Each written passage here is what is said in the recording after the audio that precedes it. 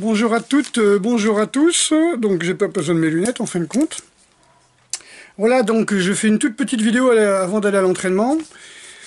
Voilà, donc je réagis par rapport à, on va dire, à des mails, à des gens que j'apprécie beaucoup et qui se retrouvent. Vous savez, on vous présente quelque chose, mais ce qu'il y a dedans, c'est pas la même chose qu'il y a 10 ans, 15 ans, 20 ans. C'est comme je dis, le vin de maintenant, c'est pas le même vin de nos arrière-grands-parents ou de nos grands-parents. Les cigarettes de maintenant, c'est pas les mêmes cigarettes que de nos grands-parents. Le pain, le lait, tout ça, ça a été manipulé, ça a été OGMisé, hein, d'accord, hein. En plus, c'est irradié. Donc à l'uranium ou autre produit radioactif, hein, pour tuer tous les germes officiellement, mais ça tue tout ce qui est vivant, hein, d'accord. Vous imaginez si les vaches devaient manger de l'herbe et tuer tous les germes à chaque fois, on n'en finirait plus. Donc c'est pas un modèle vivant. Voilà, donc je voulais vous donner un petit peu mon assentiment sur l'armée, hein. Donc l'armée, elle sert maintenant, elle ne sert plus le pays, parce qu'il n'y a plus de pays.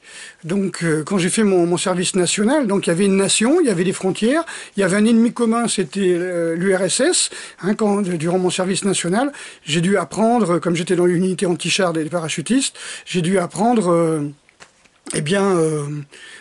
les canons, hein, je sais plus ce que c'est, T-51, T-52, un truc comme ça, les véhicules tout-terrain russes, voilà, les chars russes, les avions russes, voilà, et puis bien sûr les alliés de l'époque, hein.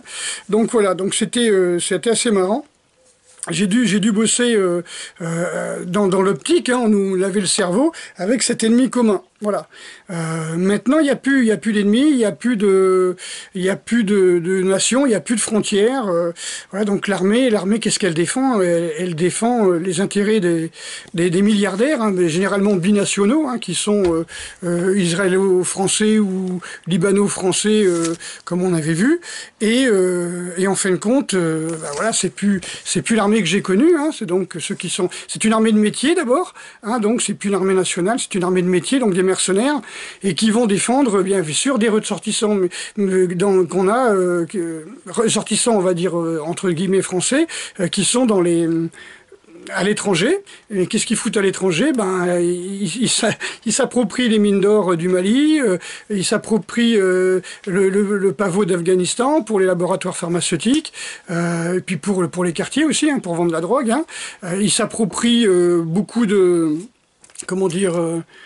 bon, je prends l'exemple de mon père qui était en Indochine. Voilà, bon, on s'est aperçu qu'en Indochine, bien plus tard, hein, enfin, on disait pas ça aux militaires qui y allaient, hein, mais c'était pour l'opium, encore une fois, pour le commerce de piastres et tout ça. Ça a été dénoncé par Schoendorfer. Hein. Je vous conseille de voir les films qu'il a fait sur l'Indo. Il dénonce bien ça. Voilà, donc pour moi, l'armée de métier maintenant, hein, je reproche rien aux militaires eux-mêmes. Hein. C'est une armée de mercenaires. Hein, ils croient bien faire, ils croient défendre, voire mourir pour la patrie, mais en fin de compte, ils meurent à l'étranger pour non pas pour protéger nos frontières, mais protéger des intérêts industriels, on va dire pour des multinationaux qui se disent voilà, français, c'est pour Total, pour le gaz, c'est pour le pétrole, voilà, c'est pour des intérêts, quoi. Je veux dire, c'est pour les mines d'or ou les mines de métaux pour les téléphones portables, des choses comme ça. Regardez un petit peu ce qui se passe sur les réseaux sociaux. Évidemment, on vous le dira pas ça sur BFM, hein, mais il y a des avions qui sont interceptés où c'est bourré d'opium, ou c'est bourré, voire d'enfants. Il y a beaucoup de trafic d'enfants en Afrique. Voilà, donc je regrette qu'on ait supprimé le service national, mais si maintenant on recommençait à faire le service national, qu'est-ce que l'on dirait aux jeunes qui veulent faire leur service national? Puisqu'on leur a dit qu'il n'y a plus de frontières, il n'y a plus d'ennemis. Voilà, l'ennemi, il est intérieur, hein, l'ennemi, c'est les copains Soros, hein. C'est comme tous ces blacks là, qui sont, je ne sais plus dans quel état, qui marchent en armée vers le Texas, hein. Voilà, bon, ils sont bien gentils, mais voilà, c'est l'ennemi, c'est des ennemis manipulés, hein. Ça nous vient des États-Unis, et puis nous, voilà, il y en a qui veulent faire la guerre aux Français, quoi, hein, d'accord? Voilà, donc Je suis scandalisé, voilà, je suis scandalisé. La preuve, c'est que si demain je mets un drapeau français à ma fenêtre, je vais me faire virer. Par contre, si je mets un drapeau de n'importe quel autre pays, il n'y a pas de problème.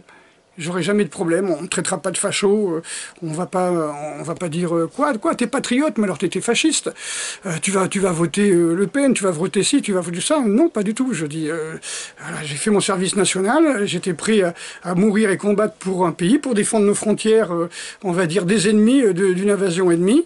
Mais j'avoue que aller en Afrique, aller en Afghanistan, aller en Libye, tout ça pour du gaz, pour du pétrole, pour des diamants, pour de l'uranium ou pour des mines d'or, ça ne m'intéresse pas. Voilà, donc désolé, hein, j'ai rien contre nos frères soldats, mais voilà, pour moi, l'armée française actuellement, elle est tenue par des généraux francs-maçons et elle est surtout, comment dire, c'est surtout des mercenaires, quoi, pour les intérêts, on va dire, commerciaux. Je ne suis pas le premier à le dire, hein, pour des intérêts industriels, voilà, dont on pourrait peut-être se passer. Ok. Allez, grosse bise à toutes et à tous, et puis désolé si ça a choqué, hein, mais c'est ce que je pense en mon fort intérieur.